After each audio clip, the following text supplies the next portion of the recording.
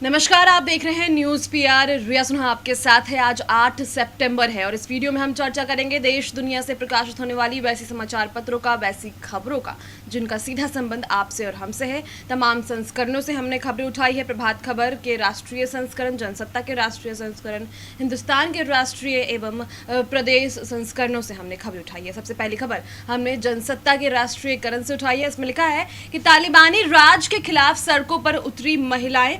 प्रदर्शनकारियों ने कहा पंजशीर में पाकिस्तान के लिए ने किए हैं हवाई हमले। अफगानिस्तान में महिलाओं समेत प्रदर्शनकारी पाकिस्तान मुर्दाबाद के नारे लगाते हुए मंगलवार को काबुल की सड़कों पर उतरे। उन्होंने दावा किया कि पाकिस्तान के लड़ाकू विमानों से पंजशीर प्रांत में हवाई हमले किए गए हैं। एक खबर में यह बात सामने आई। तालिबान ने सोमवार को कहा था कि उसने पंजशीर पर कब्जा कर लिया है। इससे पहले उन्होंने पिछले महीने अफगानिस्तान सरकार का नियंत्रण अपने हाथ में ले लिया था और पंजशीर ही उनके नियंत्रण से बाहर था। करनाल में किसानों ने दिखाई ताकत, प्रशासन से वार्ता नाकाम, अवरोधक तोड़ पहुंचे लघु सचिवालय, पानी की बौछारें भी रही बेअसर। कुछ दिन पहले हरियाणा के करनाल में लाठीचार्ज के दौरान साथी की मौत से गुस्साए किसानों का मंगलवार को दिन भर करनाल शहर की सड़कों पर कब्जा रहा। करनाल में जहां तक नजर जा रही थी वहां तक किसानों और पुलिस के अलावा कोई नहीं दिख रहा था। दिन भर तनावपूर्ण माहौल के बीच किसानों ने अपनी शक्ति प्रदर्शन किया और देर शाम पुलिस द्वारा लगाए गए अवरोधक तोड़कर लघु सचिवालय भी पहुंच गए। आपत्तिजनक टिप्पणी पर बघेल के पिता गिरफ्तार। छत्तीसगढ़ के रायपुर जिले की पुलिस ने एक समाज के खिलाफ कथित रूप से आपत्तिजनक टिप्पणी करने पर मुख्यमंत्री भूपेश बघेल के पिता नंद कुमार बघेल को गिरफ्तार कर लिया है। रायपुर जिले के अतिरिक्त पुलिस अधीक्षक तारकेश्वर पटेल ने मंगलवार को बताया कि पुलिस ने नंद कुमार बघेल जो कि 86 वर्ष के हैं उनको गिरफ्तार कर लिया गया है और उन्हें नई दिल्ली से रायपुर लाया गया है। पटेल ने बताया कि बघेल को मंगलवार को प्रथम श्रेणी न्यायाधीश दंडाधिकारी जनक कुमार हिड़को की अदालत में पेश किया गया, जहां से उन्हें 15 दिन की न्यायिक अभिरक्षा में जेल भेज दिया गया है।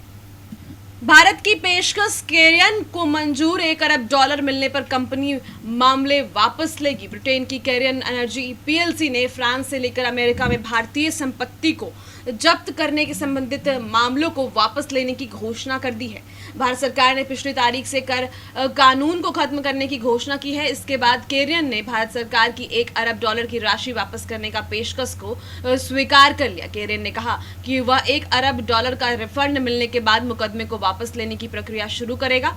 कंपनी ने 2012 की नीति को रद्द करने के सरकार के फैसले को साहसी करार दिया है। दूसरी लहर के झटके के बावजूद वेतन बढ़ाएगी कंपनियां। कोरोना महामारी की दूसरी लहर के झटके के बावजूद भारतीय कंपनियों ने जबरदस्त जुझारू क्षमता का प्रदर्शन किया है। एक सर्वे में कहा गया है कि महामारी के झटके के बावजूद भारतीय कंपनियां इस साल अपने कर्मचारियों के वेतन में औसतन 8.8% की वृद्धि करेगी।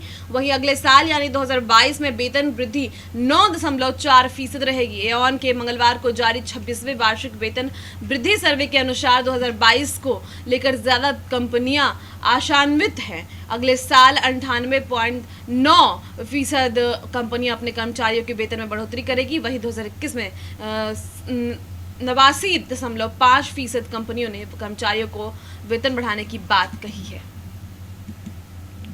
पेगासस जासूसी मामले की सुनवाई 13 सितंबर के लिए स्थगित। पेगासस जासूसी मामले में सुप्रीम कोर्ट ने मंगलवार को केंद्र को विभिन्न याचिकाओं पर आगे जवाब दाखिल करने की बाबत फैसला करने के लिए समय दे दिया। प्रधान न्यायाधीश एनवी रमन, न्यायमूर्ति सूर्यकांत और न्यायमूर्ति एस बोपन्ना की एक पीठ ने जैसे ही मामले की सुनवाई शुरू की, केंद्र की तरफ से सॉलिसिटर जनरल तुषार मेहता ने कहा कि कुछ कठिनाइयों के कारण वो संबंधित अधिकारियों से दूसरा हलफनामा दाखिल करने के बारे में फैसले के संबंध में बातचीत नहीं कर पाए हैं। मंदिर की भूमि का स्वामी देवता न कि पुजारी। सुप्रीम कोर्ट ने व्यवस्था दी है कि पुजारी को मंदिर का भूस्वामी नहीं माना जा सकता। किसी भी मंदिर की भूमि का स्वामी देवता होता है। न्यायमूर्ति हेमंत गुप्ता और न्यायमूर्ति एस बोपन्ना की एक पीठ ने कहा कि पुजारी भूमि का धारण मंदिर की संपत्ति के प्रबंधन के उद्देश्य से करता है। स्वतत्व के स्थान पर केवल देवता के नाम पर का ही जिक्र हो जाना चाहिए, क्योंकि न्याय से संबंधित व्यक्ति होने के नाते देवता ही मंदिर की भूमि का स्वामी होता है।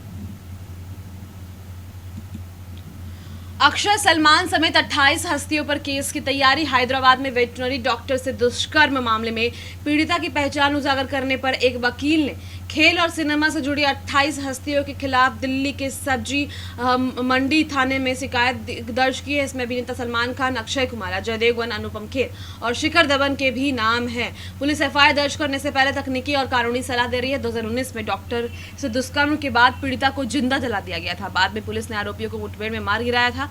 शिकायत के अनुसार इन हस्तियों ने ट्वीट कर पीड़िता की पहचान बताई, इसलिए धारा 228A के तहत मुकदमा दर्ज हो गया है। दर्दनाक मेरठ एक्सप्रेसवे पर हादसे में 5 व्यक्ति की मृत्यु। मेरठ एक्सप्रेसवे पर सोमवार की देर रात गलत दिशा में आ रहे ट्रक की टक्कर से कार सवार 5 लोगों की मौत हो गई, जबकि 2 लोग घायल हैं। उन्हें अस्पताल में भर्ती कराया गया। मसूरी कोतवाल थैलेंद्र प्रताप ने बताया कि लखनऊ निवासी 33 वर्षीय आशीष सिन्हा के 1 वर्षीय बेटे देव का हरिद्वार में मुंडन था।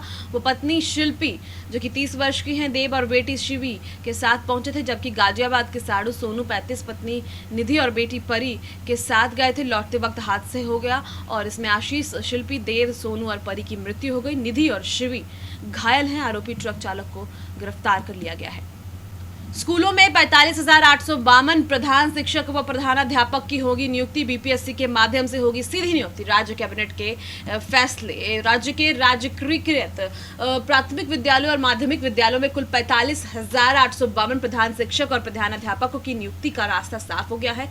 मंगलवार को राज्य कैबिनेट की बैठक में इसकी मंजूरी दे दी गई। साथ ही पंचायतों में सोलर स्ट्रीट लाइट लगाने की भी स्वीकृति दी गई है। मुख्यमंत्री नीतीश कुमार ने इस पर मुहर लगा दिया है।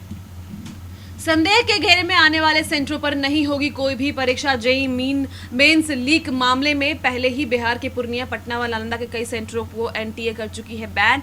टीसीएस के साथ एनटीए जल्द करेगी बैठक। ऑनलाइन सेंटर पर आवंटन की होगी समीक्षा। कई स्कूलों में 5वीं तक की कक्षाएं ऑनलाइन मोड में ली जाएगी। शहर के कई स्कूलों में जूनियर वर्ग की कक्षाएं परीक्षाएं ऑनलाइन मोड में ही होगी। ऐसा माना जा रहा है कि बच्चों में बढ़ रहे वायरल फीवर के मामले में बाद कई स्कूल जूनियर वर्ग के बच्चों को स्कूल बुलाने में कतराने लगे हैं। इस क्रम में मंगलवार को Bihar commission for protection of child rights की ओर से एक आदेश जारी होने पर लोयला हाई स्कूल, संत डोमिनिक, नॉटर डेम अकेडमी सहित अन्य स्कूलों में 5वीं तक की ऑफलाइन क्लास को स्थगित कर दिया गया। कार्मे हाई स्कूल से पहली से 5वीं की ऑफलाइन क्लास को स्थगित दिया गया है। अब इन स्कूलों में जूनियर वर्ग के बच्चों की क्लास पहले की तरह ऑनलाइन मोड में ही चलेंगे। 1 अक्टूबर से पुराने बंदोबस्तधारी ही करेंगे बालू खनन, मिलेगा एक्सटेंशन। राज्य में 1 अक्टूबर से फिर से बालू खनन शुरू हो जाएगा। बालू खनन फिलहाल दिसंबर 2021 तक पुराने बंदोबस्तीधारी ही करेंगे। उन सभी ठेकेदारों की अवधि 30 सितंबर को खत्म हो जाएगी। इसके लिए उनकी अवधि अक्टूबर से दिसंबर 2021 तक विस्तार करने की विभागीय तैयारी की जा रही है। मुख्यमंत्री आपदा से उत्पन्न स्थिति की आज समीक्षा करेंगे। मुख्यमंत्री नीतीश कुमार बुधवार को बाढ़, आपदा एवं अल्प वृष्टि से उत्पन्न स्थिति की समीक्षा करेंगे। समीक्षा बैठक 11 बजे से मुख्यमंत्री सचिवालय स्थित संवाद कक्ष में आयोजित की जाएगी। आपदा प्रबंधन विभाग के विशेष कार्य पदाधिकारी संदीप कुमार ने इस संबंध में सभी जिलों के जिलाधिकारी को पत्र लिखकर सूचित कर दिया है। नीतीश, मुलायम और चौटाला समेत बड़े नेता मंच साझा करेंगे। तीसरे मोर्चे के गठन की कवायद के बीच इंडियन नेशनल लोकदल इनलो के नेता ओम प्रकाश चौटाला पूर्व उप प्रधानमंत्री देवी लाल की जयंती के मौके पर 25 सितंबर को हरियाणा के जिंद में एक बड़ा आयोजन करने जा रहा है। इस दौरान बिहार के सीएम नीतीश कुमार, सपा संरक्षक मुलायम सिंह यादव, पूर्व पीएम एचडी देवेगौड़ा और अकाली दल प्रमुख प्रकाश सिंह बादल जैसे दिग्गज नेता एक मंच पर शामिल होंगे। तो फिलहाल आज के तमाम संस्करणों से इतनी ही खबरें। कल फिर इसी वक्त मिलेंगे। तब तक के लिए आपसे विदा लेना चाहूंगी। आज दिन भर तमाम खबरों के लिए न्यूज़ पीआर के साथ बने रहें। बहुत बहुत शुक्रिया।